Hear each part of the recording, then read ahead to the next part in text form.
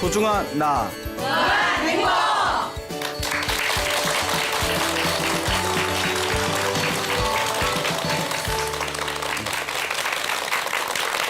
예, 만나서 반갑습니다. 예, 광우 스님이라고 합니다. 여러분들 그 복이 많다, 아이고 복 없다, 아우 박복하다 이런 표현 들어보셨죠? 네. 불교에서는 복이라는 걸 굉장히 중요하게 여깁니다. 그래서 흔히 이런 이야기를 하죠. 복이 많은 사람은 무슨 일을 하든 원하는 걸 빨리 쉽게 얻는답니다. 그리고 복이 없는 사람은 원하는 일을 어렵고 더디게 얻게 된다고 합니다. 그 복이 없는 사람은 아예 얻을 수가 없답니다. 예, 그래서 복이 많을수록 내가 원하는 것을 쉽게 빨리 얻을 수가 있구나. 아, 복이 부족하면 얻기가 힘들거나 복이 없으면 아예 못 얻을 수가 있겠구나. 이렇게 이제 복이라는 표현을 우리가 일상생활 가운데 자주 사용을 합니다.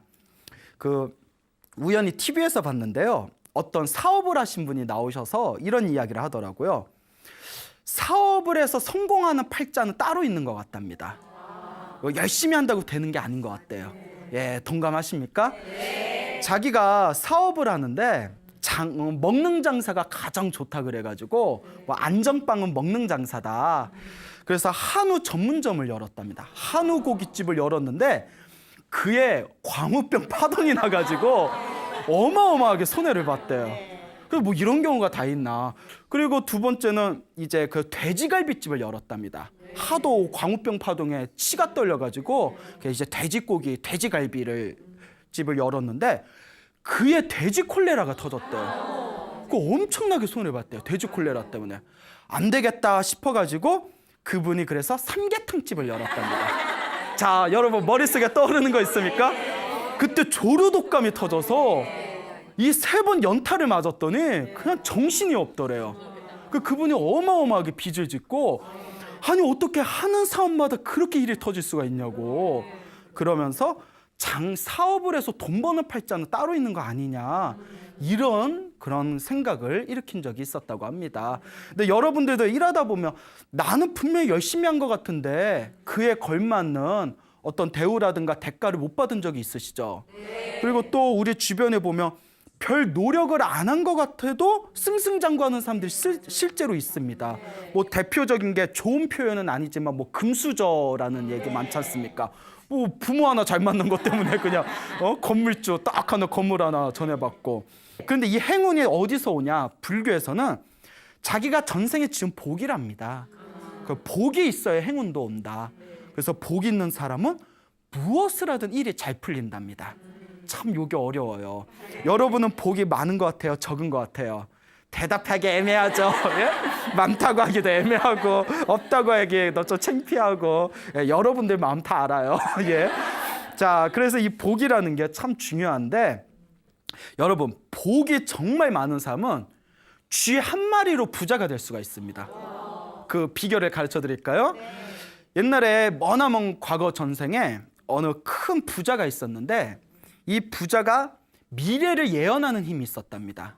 미래를 예언하는 이 능력을 갖춘 부자가 있었는데 어느 날 길을 걷다가 길 한복판에 죽은 쥐 한 마리가 이렇게 있더랍니다. 여러분 죽은 쥐 본 적 있어요? 네, 징그럽죠? 그러니까 사람들이 들어오니까 다 피해 다니는데 그 부자가 이렇게 말을 합니다. 저 죽은 쥐를 누군가 집어간다면 그 사람은 큰 부자가 될 수 있을 것이다. 그 사람들이 지나가면서 막 비웃는 거예요.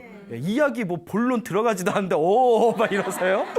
그 사람들이 어머 뭐 별꼴이야 무슨 죽은 쥐 한 마리 집어가는데 부자가 돼. 그럼 뭐 자기가 집어가든가 뭐 이런 거 있잖아요. 그럼 네가 집어가라 뭐. 근데 이제 아무도 안 집어가고 비웃을 때 지나간 어느 가난한 젊은이가 있었대요. 그 얘기를 딱 듣고 믿자의 본전이잖아요. 그 죽은 쥐 가져간다고 더럽게 하겠지만 혹시 진짜 부자 될 수도 있으니까 그 죽은 쥐를 이렇게 자기가 집어갔대요. 아무도 안 가져가네? 하고 이렇게 쏙 집어갔는데 달랑달랑 집에 갔는데 이제 문제가 생긴 거예요. 가져왔는데 이걸 어떻게 해야 될지 모르겠는 거예요. 뭐 가져오면 부자가 된다더니 부자는커녕 뭐 이제 다 썩으면 막 이제 냄새나고 부패될 테고 그래서 이거 어떻게 해야 되나 고민을 하게 됩니다. 저 쥐를 어떡하나, 데쳐 먹을까, 회쳐 먹을까. 그러다가 이제 고민하다가 내가 아무리 가난해도 내가 어떻게 쥐고기를 먹겠냐. 여러분 쥐고기 안 드셔보셨어요? 네. 옛날 쥐포 쥐고기 아닌가? 그래, 알아요. 농담이에요. 예. 뭐 그러면 뭐 곰탕은 곰으로 끓이나? 예? 자, 아재 개그라고 하죠. 자, 어쨌거나 그 쥐를 어떻게 할까 고민하다가 자기가 친하게 지내던 술집을 찾아갑니다. 그 쥐를 주면서 그 고양이 먹이로 주는 조건으로 동전 한 입을 받았답니다. 어쨌거나 동전 한 입에 그걸 판 거예요, 쥐를. 그래도 그 술집 사장님도 평소에 단골이어서 그런가 그걸 또 사줬네요. 그래, 우리 고양이 먹이지 뭐 하고 동전 한 입을 줬는데, 그 동전 한 입을 뭘 할까 하다가 그 밖에서 장사하는 상인들을 보게 됩니다. 그 장사하는 상인들을 보니까 다들 이렇게 목말라오고 지쳐하는 게 보이니까 우리 좀 달짝지근한 거 시원한 거 마시면 몸에 힘이 좀 났지 않습니까? 우리 아우야우 나 당 떨어졌나 봐 이런 표현 쓰죠. 그리고 그 동전 한 입으로 설탕을 하나 삽니다. 설탕을 사서 깨끗한 물에다가 아주 이렇게 설탕물에 이제 시원하게 만들어서 그걸 이제 그 장사하시는 분한테 팔았어요. 그래서 그 동전 몇 입을 받게 됩니다. 그 동전 몇 입으로 이제 설탕물 장사를 하게 됩니다. 그 설탕물 장사를 이렇게 하다가 어느 날 비바람이 크게 불어서 길에 나무랑 나뭇가지가 우수수수 떨어지게 됩니다. 그러니까 이 젊은이가 설탕물을 팔다가 길에 나뭇가지하고 저기 나뭇잎이 막 떨어져 있는 걸 보니까 그게 왠지 아까운 느낌이 든 거예요.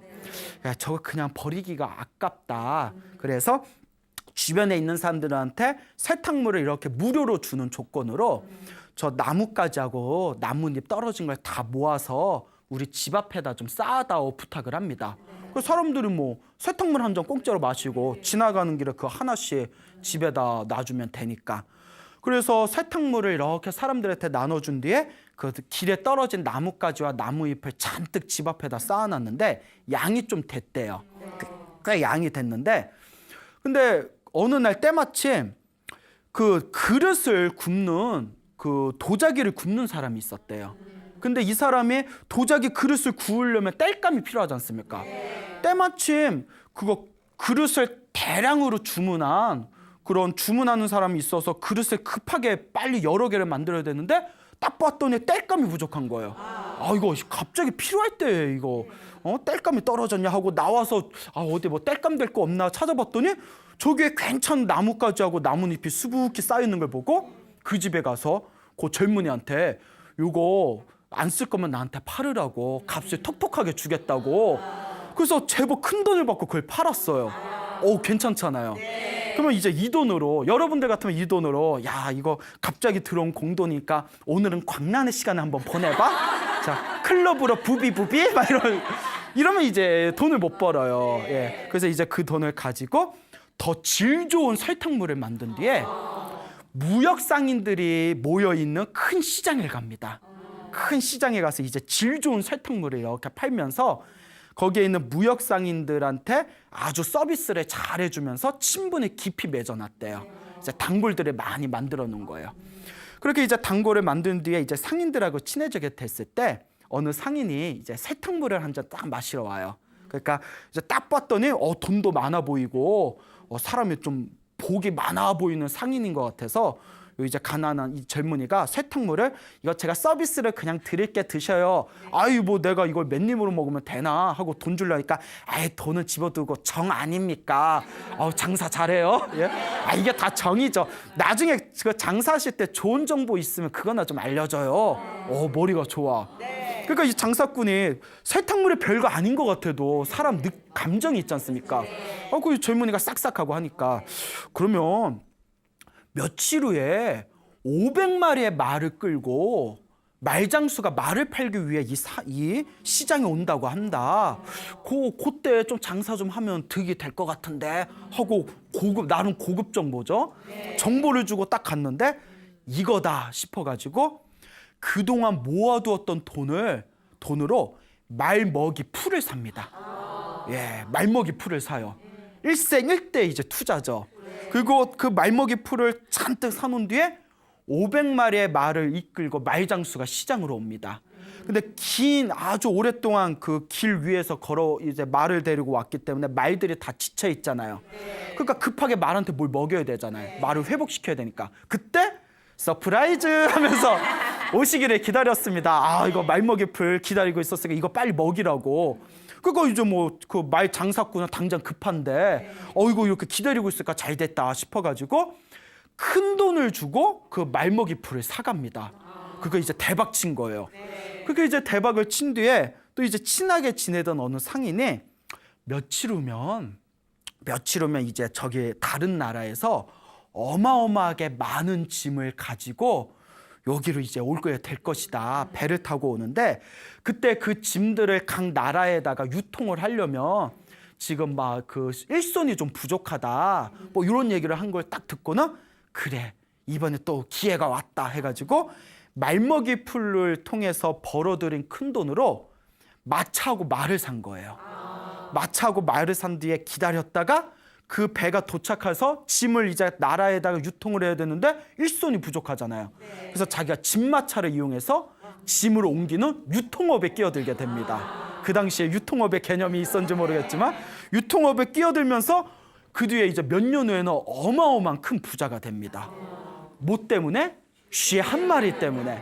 그래서 쥐 한 마리 때문에 자기가 쥐 한 마리를 팔아서 동전을 얻어서 설탕물을 팔아가지고 나무 땔감을 얻어서 그걸 팔아서 더 고급진 설탕물로 상인들의 관심을 산 뒤에 이제 말먹이 풀을 사고 진마차를 사서 유통업을 해가지고 큰 부자가 되었을 때 몇 년 후에 내가 이 은혜는 갚아야 되지 않겠냐. 사람이 은혜는 알아야지. 그거 아주 진귀한 선물을 가지고 그 미래를 예언하던 요 쥐를 집어가는 사람 큰 부자가 될 텐데 라는 사람한테 찾아가서 그 선물을 다 바칩니다. 네, 선생님 덕분에 제가 이렇게 부자가 됐습니다. 부디 받아주십시오 하니까 뜬금없잖아요. 나는 당신은 알지도 못하는데 그 자초지종을 딱 듣고 나니까 무릎을 딱 치면서 그 사람이 당신이었구나. 그런데 이거는 나한테 줄 선물이 아니다. 왜냐? 복 없는 사람은 그걸 가져가봤자 부자가 된다 안 된다? 안 된다.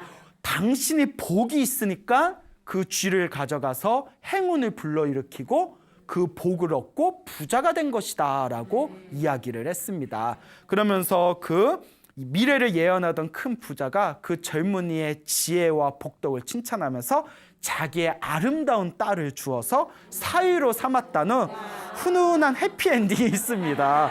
자, 이것도 쥐 한 마리로 부자가 된 젊은이의 이야기를 통해서 인생에 살아가면서 우리가 내가 원하는 큰 성공을 이루기 위해서는 그 밑바탕에 무엇이 있어야 된다? 복이 있어야 된다는 걸 명심해야 됩니다. 그래서 우리 불교에서는 항상 하는 이야기가 있습니다. 이 세상의 힘 중에서 가장 강한 힘이 무엇이다? 복력이라는 겁니다. 복의 힘이 가장 세다는 거예요. 복 있는 사람은 이긴다, 못 이긴다? 못 이겨요, 여러분. 예? 아무리 힘이 좀 저기 UFC나 무슨 격투기 아주 힘이 센 그런 격투기 선수가 있다더라도 복 있는 사람은 못 이겨요. 복 있는 사람 치려고 할 때 내가 복이 딸리면 갑자기 배탈이 난다거나 갑자기 하늘에서 돌덩어리가 떨어진다거나 복 있는 사람은 못 이깁니다. 그래서 우리가 그 중국의 역사를 보면 수많은 장군들의 이야기 있잖아요. 희한한 게 분명히 죽어야 할 고비에서 기적같이 살아나는 이야기가 있어요. 우리 같으면 벌써 죽었을 거야. 우리 같으면 가만히 있었으면 화살을 피해가는 거 화살 피한다고 피하다가 오히려 화살을 맞는 그렇지 않습니까?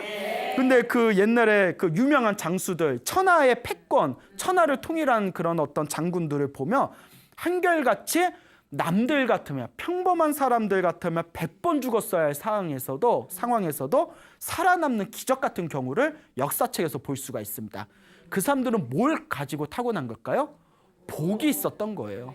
예, 이만큼 복의 힘이 참으로 중요하다. 명심을 하시길 바랍니다. 여러분, 얼토당토 없는 주문 하나로 인생의 큰 성공을 거둔 사람이 있다면 믿으실 수 있겠습니까? 그 불교 우리 설화에 보면 굉장히 재미난 이야기가 또 하나 있습니다. 그 어떤 젊은이가 있었는데 굉장히 머리가 나빴다고 합니다. 너무 머리가 나빴는데 심각하게 나빴다고 합니다. 너무나 머리가 나빠서 이 사람이 고민하다가 그럼 내가 지혜로운 스승을 만나야 되겠다.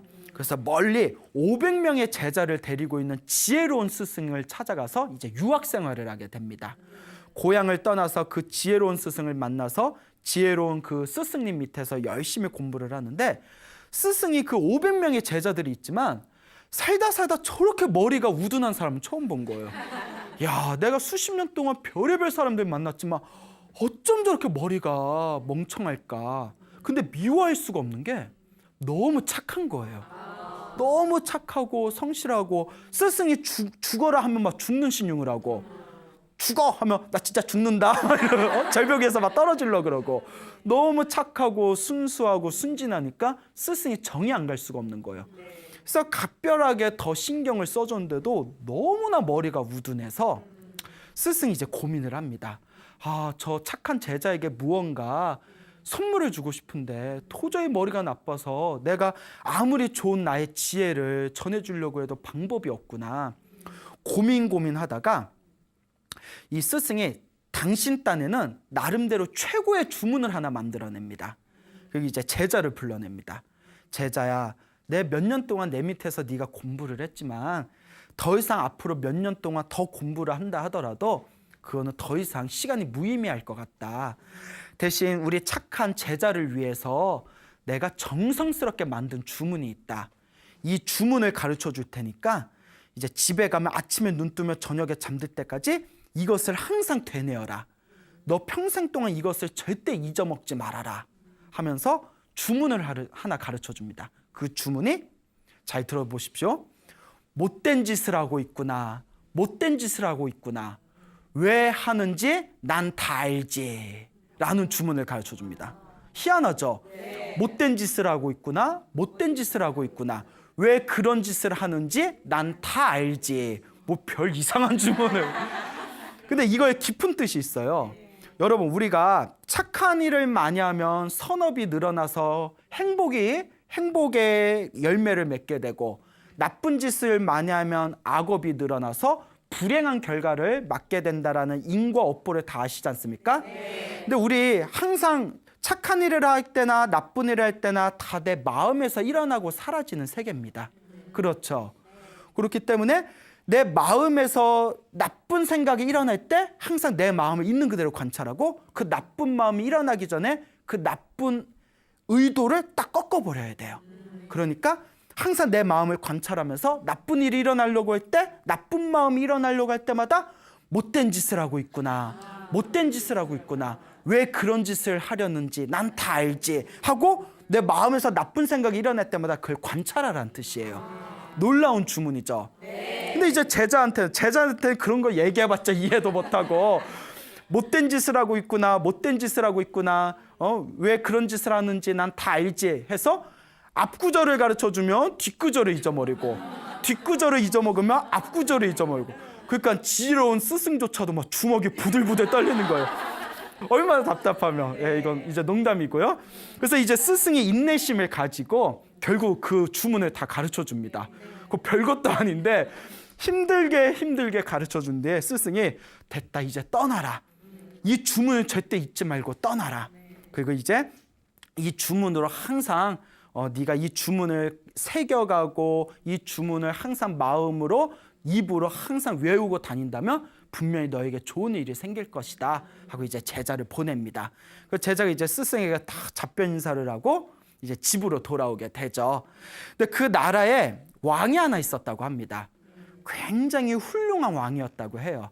굉장히 훌륭한 왕이었는데 이 왕이 어느 날 이런 생각을 합니다. 많은 사람들한테 내가 하고 있는 정치가 어떠냐라고 물어보면 다들 내 앞에서 칭찬하기가, 다들 칭찬만 하지 내 앞에서 진정으로 비판하는 사람은 아무도 없구나. 그러니까 내가 사람들의 진짜 속마음을 알고 싶다. 그러니 왕의 입장에서 물어보면 다들 거짓말을 할 테니까 내가 옷을 바꿔가지고 몰래 시장에 가서 사람들이 하는 얘기를 몰래 엿듣고 사람들이 하는 일을 가만히 감시해보자. 그러면 분명히 내가 정치를 제대로 하는지 못하는지 진실이 드러날 것이다. 그 우리로 말하면 뭐 국정사찰 정도 되나요? 자, 말도 많고 탈도 많은 국정사찰. 자, 하여튼 이제 이렇게 왕이 옷을 변복을 합니다. 일반 평범한 옷을 입고 아무한테도 알리지 않고 몰래 시장을 가서 시장에서 술집에서 막 사람들을 이야기하고 떠드는 걸 몰래 감시합니다. 저 새끼 내 욕하네. 뭐 왕을 욕하네. 막 하면서 다들 어떻게 사나 하고 이렇게 이제 지켜보고 감시하고 엿듣고 있는데 그때 그 젊은이가 그 왕이 몰래 이제 사람들이 엿듣고 있는 것을 있는 그 자리에 이렇게 쓱 지나가는 거예요. 옆에 시장을. 지나가는데 지나가면서 젊은이가 갑자기 못된 짓을 하고 있구나. 못된 짓을 하고 있구나. 왜 그런 짓을 하는지 남 다 알지 하면서 지나가는 거예요. 그 제자는 그 젊은이는 스승이 가르쳐준 주문이라서 그걸 이렇게 주문처럼 외우고 간 건데 왕이 깜짝 놀래가지고 내 정체를 아나? 왕이 몰래 옷을 갈아입고 사람들 무슨 얘기하나 엿듣고 있으니까 아유 왕이라는 사람이 저렇게 못된 짓이나 하고 있고 왜 그런 짓을 하는지 난 다 알아. 놀래가지고 야 평범한 사람이 아닌가 보다. 아무한테도 알리지 않는데 어떻게 나를 꿰뚫어 봤을까. 저 사람은 지혜로운 사람이 분명하다. 몰래 그 젊은이를 이제 미행을 합니다. 그 젊은이는 미행을 하든가 말든가 알아요 몰라요? 모르죠. 그냥 걸으면서 못된 짓을 하는구나. 못된 짓을 하는구나. 난 다 알지 하면서 집에 쓱 들어갔는데 이제 집 밖에서 왕이 몰래 이렇게 이제 감시를 하고 있는 거예요. 몰래 이렇게 감시를 하고 있는데 그 젊은이가 살고 있는 집 옆에 큰 부잣집이 있었대요. 큰 부잣집이 있을 때 그날 도둑 2명이 들어옵니다. 도둑 2명이 그 큰 부잣집을 몰래 털기 위해서 담 밑에서 몰래 숨어 있었대요. 몰래 숨어 있어서 조금만 시간을 기다려서 더 밤이 깊어지면 우리가 몰래 들어가서 우리가 도적질을 하자 하고 기다리고 있는데 그 부잣집 옆에 그 젊은이 집이 있잖아요. 이제 잠잘 때가 되니까 이 제자가 그래 자기 전에 마지막 마무리 주문을 해야지 하고 이제 마지막 마무리 주문이니까 큰 소리로 못된 짓을 하는구나. 못된 짓을 하는구나. 왜 그런 짓을 하는지 난 다 알지 하니까 도둑이 재발절이잖아요. 심장이 덜덜덜덜 떨리면서 걸리면 사형이니까 애구머니나 하고 도적 2명이 도망을 갑니다. 그걸 누가 다 보고 있었을까요? 왕이 보고 있으면서 봐라 내 눈은 속일 수가 없다. 어쩜 저렇게 지혜로울까. 이제 왕이 이제 그날 왕궁으로 돌아가서 그 다음날 신하들을 불러가지고 그 젊은이를 불러옵니다. 그 집에 어디 집에 가면 젊은 남자가 있는데 요렇게 생겼다. 이렇게 보면 사람이 좀 맹해 보이는데 알고 보면 엄청 지혜로운 사람인 것 같다. 그거 좀 데려와 봐라. 이렇게 대화를 해서 이런저런 얘기를 해봤는데 너무 멍청한 거예요. 그 왕이 당황해서 지혜로운데 멍청한 척하는 건지 원래 멍청한 놈인데 이게 자기가 지혜로운 걸로 착각을 한 건지 헷갈린 거예요. 우리가 이걸 전문 용어로 뭐라고 하죠? 4글자로 아리까리라고 하죠. 아리까리. 이게 지혜로운 건가 멍청한 건가. 그래서 이제 보다 못해 답답해서 왕이 이렇게 만난 것도 인연인데 그럼 그 주문 좀 가르쳐 주시오 이랬대요. 그 제자가 뭐 할 줄 아는 게 그것뿐이 없으니까 잘 들으십시오. 저는 굉장히 힘들게 외웠습니다. 왕께서도 아마 한 번에 못 외울 수 있으니까 잘 들으십시오 하면서 못된 짓을 하는구나. 왜 그런 짓을 하는지 난 다 알지. 그 왕이 한 번 듣고 그걸 그대로 따라하니까 깜짝 놀래가지고 와 살다 이렇게 똑똑한 분은 처음 봤습니다. 나 이거 한참 걸렸는데 하고 막 안타까워하는 거예요. 그래서 왕이 이렇게 순수한 사람이 있다니 하면서 내 이 주문값은 톡톡히 하겠다 하면서 돈 1000냥을 줬답니다. 대단하죠. 돈 1000냥을 딱 줬는데 여기서 이제 끝나도 사실 해피엔딩인데 이제 뒷얘기가 하나 있습니다. 그러니까 이제 그 젊은이를 보내고 며칠 후에 왕이 이제 어느 날 이제 이렇게 수염이 너무 이제 더부룩하게 나서 이제 면도 자기의 전용 이발사를 불러서 면도를 하려고 이발사를 불렀는데 그 이면에 큰 음모가 서려 있습니다. 그 왕의 신임을 받던 총사령관이 있었는데 이 총사령관이 야욕을 품게 됩니다. 내가 저 왕을 내치고 내가 이 나라의 새 왕이 되겠다. 역적모의를 하게 됩니다. 그래서 그 이발사, 전용 이발사한테 저 왕을 해치우고 내가 새 왕이 되면 너에게 부귀와 영화를 주겠다. 그 이발사가 저는 못합니다 하니까 인생 한 번이다. 인생 한 번인데 이 로또 같은 기회 날리겠냐? 대장부답게 이 인생 한 번에 한번 너의 모든 걸 한번 걸어라. 그 이발사가 그래도 불안한데 너 그러면 이미 내 음모를 알았으니까 너 이 자리에서 나한테 죽을래? 아니면 저 왕의 목을 베가지고 그 대가로 나한테 부귀영화를 받을래? 그 방법이 없잖아요.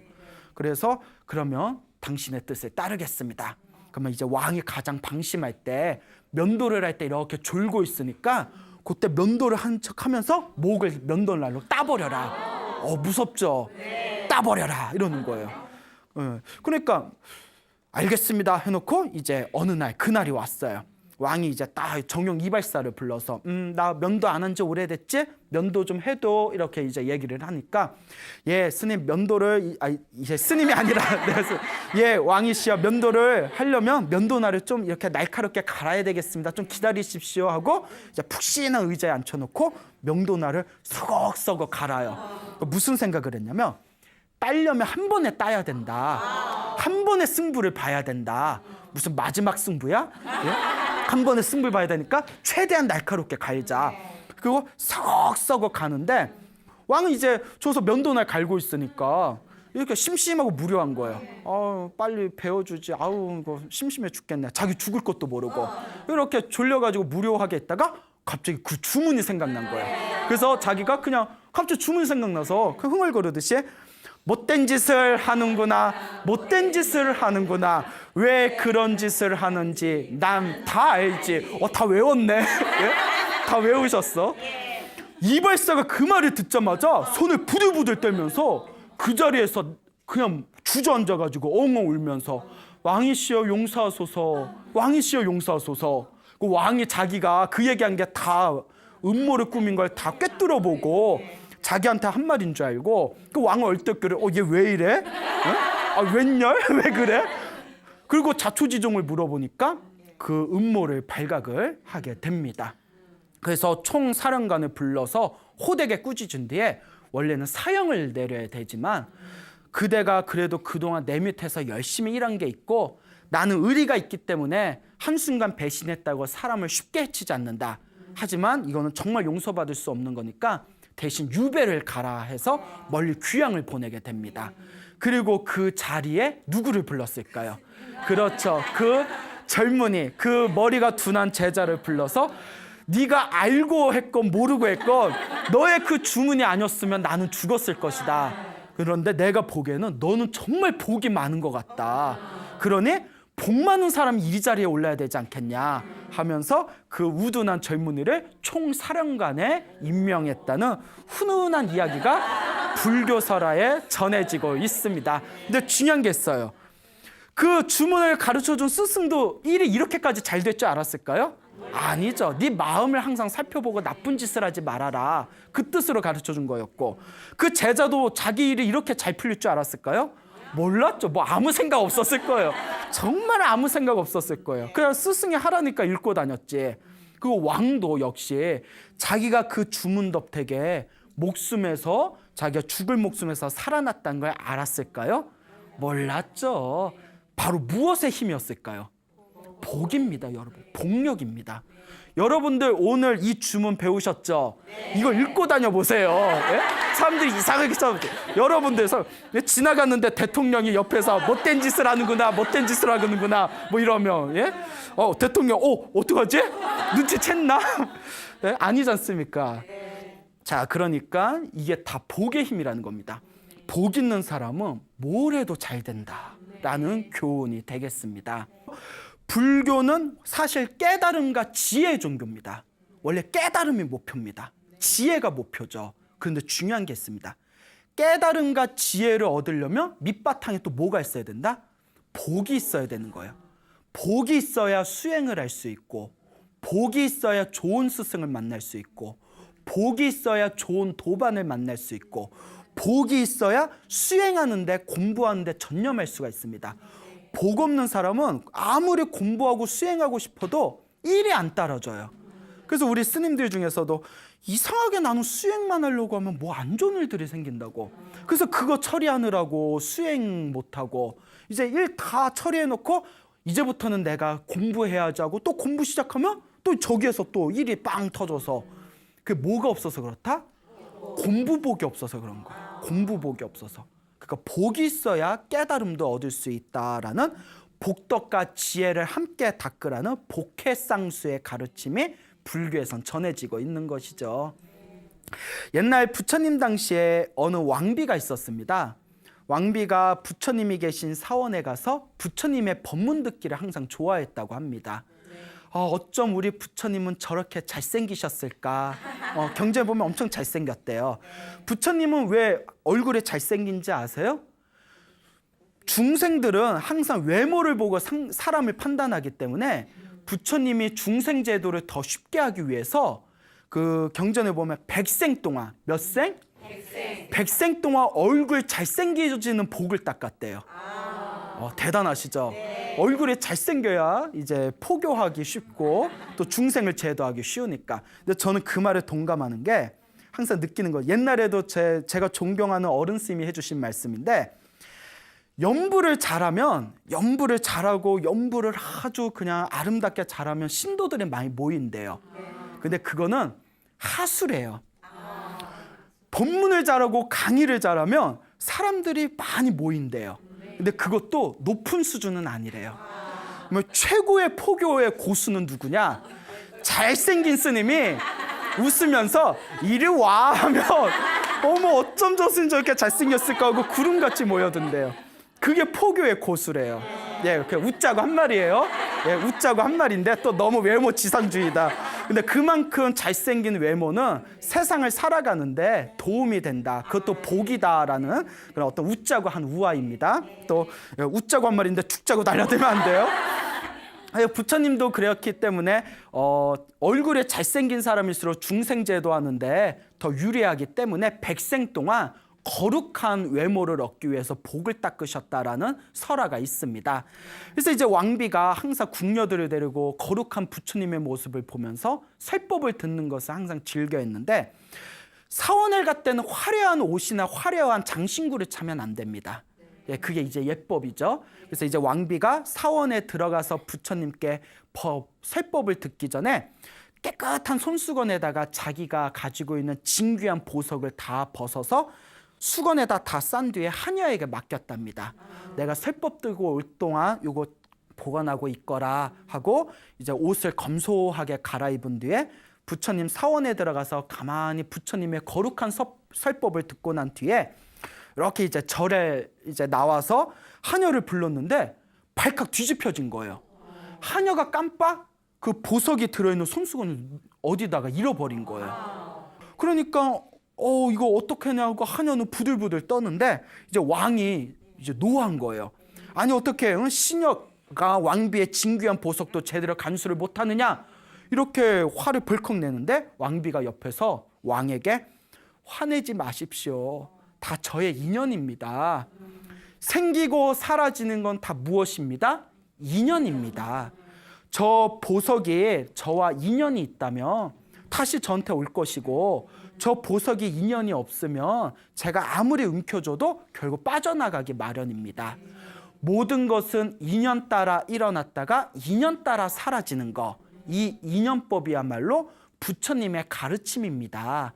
그러니 저 하녀에게 시녀에게 화를 내지 마십시오. 이렇게 이야기를 합니다. 그 왕비가 불자라 그런지 자비로워요. 우리 같으면 금가락지 하나만 잊어먹어도 그 발칵 뒤집힐 텐데, 네가 잊어먹었으니까 산에 소송 걸리고 난리 날 텐데.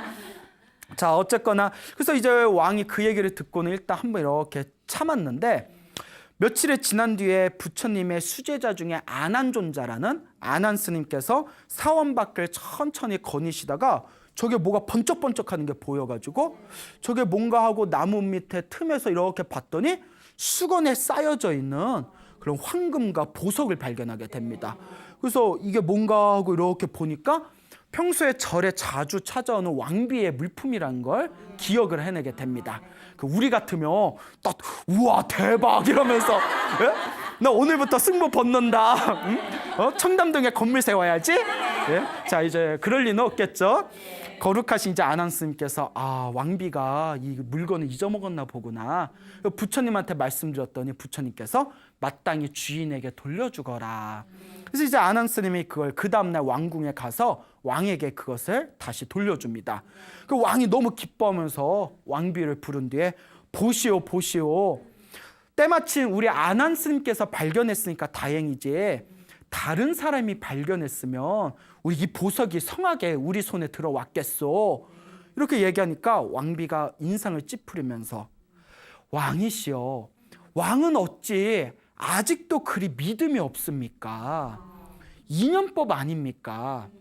왕이시여, 제가 이 보석과 인연이 있다면 이 보석을 사람들이 다니는 사거리에다 집어던져도 결국은 제품으로 돌아올 것입니다.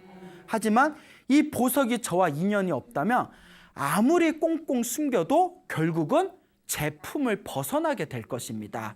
모든 게 결국 인연법입니다. 그러니까 왕이 말은 맞는 말인데 기분 더러워요. 아니 내가 무슨 말만 하면 아우 왕은 왜 이렇게 부처님 법도 잘 이해를 못합니까 이럴까? 그 속으로 야 네가 그렇게 잘났어? 그런 마음 생길 수도 있잖아요. 근데 사람이 너무 옳은 말만 따박따박해도 좀 정내미가 없거든요. 약간 그런 거 있죠. 네가 그렇게 잘났냐? 그 왕이 이런 마음이 이제 생기니까 막 이제 골탕 먹이고 싶은 생각이 드는 거예요. 네가 그렇게 잘났어? 그래 너 어디 한번, 그러니까 우리말로 하면 너 엿 먹어봐라. 막 이런 생각이 들어서 왕비가 몰래 밤에 잠을 자고 있을 때 그 왕이 애야, 완전 애야. 마음 쓰는 거 보면 왕비가 제일 아끼는 반지를 몰래 빼옵니다. 그리고 흐르는 강물에다 집어던졌대요. 왕이. 그러니까 이거 왕이 얼마나 삐쳤으면. 그 다음날 이제 왕비가 일어났는데 자기가 제일 아끼는 반지가 사라진 거예요. 꼭 깜짝 놀라서 왕에게 왕이시여 제 반지가 사라졌습니다 했더니 왕이 킥킥 웃으면서 어차피 인연법 아닙니까? 인연 따라 일어나고 인연 따라 사라지는 거, 인연 있으면 반지가 돌아오겠네. 이런 식으로 비꼬니까 이제 이 왕비가 우리 같으면 부부싸움 났을 거예요. 아유 인간아 이 속좁은 인간아 이랬을 텐데 왕비가 맞습니다. 결국 인연법 아닙니까? 인연이 있으면 올 것이고 인연이 다 있으면 흩어지는 거죠. 맞습니다 왕이시여. 왕께서 부처님의 가르침을 잘 이해하고 계시네요. 이렇게 이제 훈훈하게 이제 대화가 끝났어요. 이제 왕은 왕대로 골탕 먹여서 기분 풀리고 왕비는 왕비대로 내 인연법인가 보지 마음으로 다 내려놓았는데 그 다음날 이제 그 왕궁의 요리사가 오늘 점심 때 우리 왕과 왕비님에게 어떤 맛있는 요리를 해드릴까 하는 생각이 들더랍니다.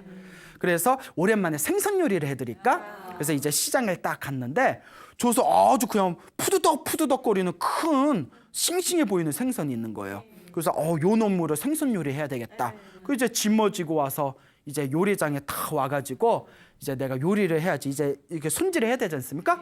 손질하라고 이렇게 이제 생선 이제 목을 따고 배를 딱 자르는데 뭐가 땡 하는 소리가 들리는 거예요. 눈치채셨죠? 땡 해서 이게 전국 노래자랑 땡도 아니고 뭔가 싶어서 봤더니 평소에 왕비가 제일 아끼던 그 반지였던 거예요. 그래서 이게 왜 여기 있지 하고 그걸 꺼내가지고 깨끗하게 닦아서 왕과 왕비가 식사를 기다리고 있는 이제 그 요리장에 그 식사하시는 그 식당 장소에 가가지고 왕비씨여 이거 혹시 왕비 거 아닙니까 하고 딱 돌려드렸더니 왕도 놀라고 왕비도 놀라고 옆에 있는 시녀도 놀라고 하늘도 놀라고 땅도 놀라고 그 자리에 있는 사람들이 다 놀란 거예요. 그때 왕비가 고요히 미소를 지으면서 우리 같으면 난리버섯을 떨었을 거야. 봐봐 이것 봐.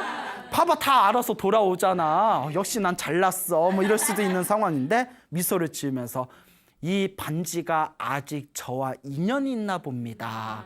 그때 왕이 비로소 가슴에 시원한 어떤 감동과 희열을 느끼면서 부처님의 인연법이 하나도 틀린 게 없구나. 인연이 있으면 모이고 인연이 닿으면 움켜쥐려 해도 흩어지는 게 바로 이것이 부처님의 인연법이구나. 그리고 그 다음날 부처님께 찾아가서 왕이 부처님께 삼배를 올리고 법을 청합니다. 그때 부처님께서 이와 같이 말씀하십니다. 그와 같다 왕이여. 모든 것은 인연 따라 일어나고 인연 따라 사라지는 법. 좋은 인연을 만나려면 마땅히 복을 지어라. 복의 힘이 가장 위대하다. 선업을 지어라. 선업을 지으면 항상 좋은 일이 생긴다. 공덕을 쌓아라. 공덕이 있으면 무슨 일을 하든 항상 모든 소원을 성취하게 되리라라고 말씀하시는 그런 본문이 있습니다. 여러분, 이와 같습니다. 여러분들 살다 보면 좋은 일 생길 때도 있죠. 나쁜 일이 생길 때도 있죠. 근데 오늘 느끼셨죠? 다 인연법입니다. 여러분들이 전생에 지었던 여러분들의 업에 의해서 좋은 인연이 일어났다, 좋은 인연이 흩어지고, 나쁜 인연이 일어났다, 나쁜 인연도 언젠가는 흩어집니다. 좋은 업도 나쁜 업도 결국은 내가 지은 업입니다. 항상 좋은 인연을 만나려면 항상 복을 짓고 선업을 짓고 공덕을 쌓는 길밖에 없습니다. 그러니 여러분, 기도하십시오. 복과 선업과 공덕을 항상 쌓고 지어나가시기 바랍니다. 항상 마음을 잘 다스리시기 바랍니다. 이와 같은 부처님의 가르침을 통해서 여러분들의 삶을 아름답게 가꾸어 나가시기 바랍니다. 여러분, 행복해지고 싶습니까? 네. 행복한 삶을 창조하고 싶습니까? 네. 복을 지으십시오. 선업을 지으십시오. 공덕을 쌓으십시오. 복과 선업과 공덕의 힘이 여러분들을 진정한 행복의 길로 이끌어 줄 것입니다. 여기서 마치겠습니다. 소중한 나! 무한 행복!